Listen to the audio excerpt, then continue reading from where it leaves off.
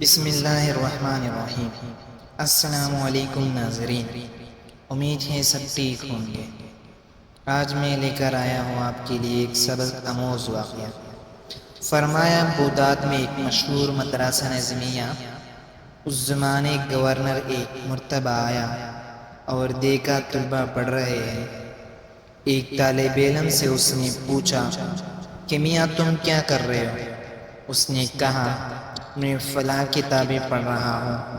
اس نے پوچھا کیوں پڑھ رہے ہو؟ میرا ارادہ ہے کہ میں قاضی بن جاؤں گا۔ آگے بڑھے تو ایک دوسرے طالب علم سے اور پوچھا تو اس نے جواب دیا کہ میں پڑھ کر مفتی بنوں گا۔ عرض کی سب نے یہ جواب دیا میں فلاں عہدے پر رہوں گا۔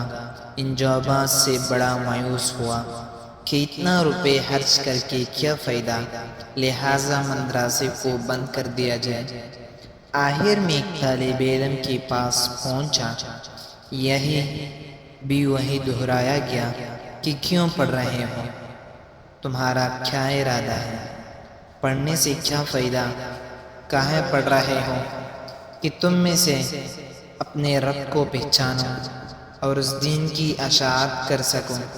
اگر اللہ مجھے توفیق دے، یہی میرا عرض ہے، مجھے فرصت بھی نہیں ہے، آپ جانتے ہیں، اور مجھے پڑھنے دیجئے۔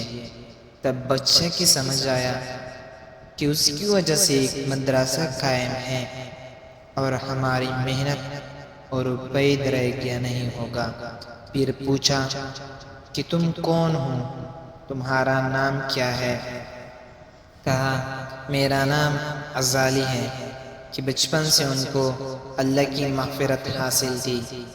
یہی وجہ ہے کہ جب کوئی اللہ کے واسطے کرتا ہے تو اس میں برکت ہوتی ہے اور زندگی اپنے سدھرتی ہے، دوسروں کو بھی سدھرتی ہے۔ یہ 1000 برس کی پہلے کا واقعہ ہے۔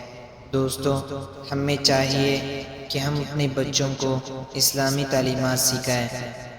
اگر کوئی اس چینل پہ نئے ہو تو پلیز اس چینل کو سبسکرائب کریں۔ ویڈیو دیکھنے